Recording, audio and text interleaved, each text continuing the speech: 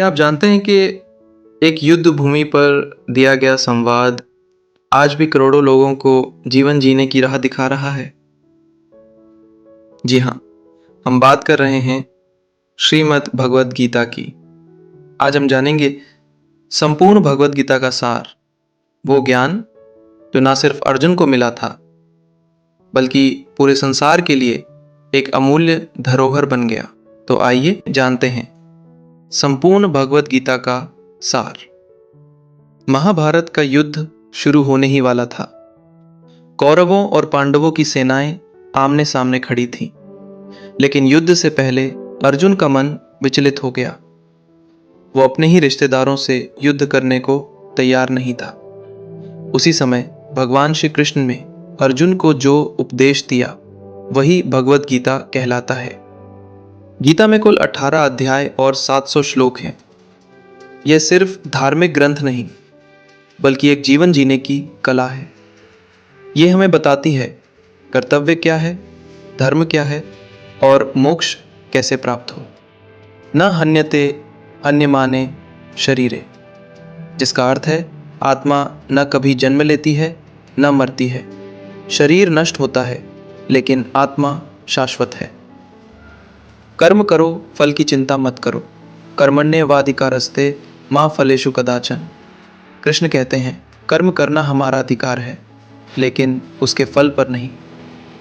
मन ही मित्र है और वही शत्रु भी। उद्धरेदात मनात्मानम नात्मान मफसादयेत। यदि मन पर नियंत्रण हो तो वही सबसे बड़ा मित्र है, वरना सबसे बड़ा दुश्मन। योग क्या है? योग का मतलब है संतुलन। जब हम सुख दुख, लाभ हानि, सफलता असफलता में एक जैसे रहते हैं, वही सच्चा योगी होता है।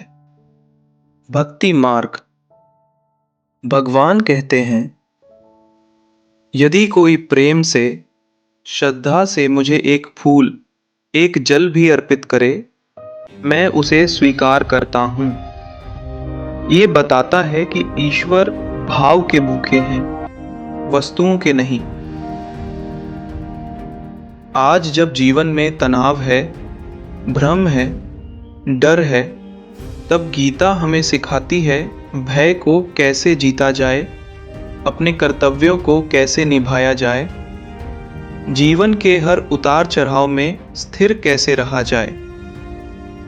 गीता कहती है स्वधर्मे निधनम श्रेयः परधर्मो भयावहः, यानी अपने कर्तव्य में मर जाना भी श्रेयस्कर है, दूसरे का धर्म अपनाना भयावह। भगवद गीता केवल एक ग्रंथ नहीं बल्कि जीवन का दर्पण है। ये हमें न केवल भगवान के करीब लाती है बल्कि खुद को भी पहचानने में मदद करती है। यदि आपने अब तक गीता नहीं पढ़ी तो आज से शुरुआत कीजिए। हर दिन एक श्लोक पढ़िए और अपने जीवन में उसका अर्थ समझिए, क्योंकि जैसा श्री कृष्ण ने कहा, जो इस गूढ़ ज्ञान को समझता है वो मुझे प्रिय होता है। अगर आपको ये वीडियो पसंद आया हो तो लाइक, कमेंट, शेयर और सब्सक्राइब करना ना भूलें और कमेंट्स में बताइए आपका पसंदीदा गीता श्लोक कौन सा है। जय श्री कृष्णा।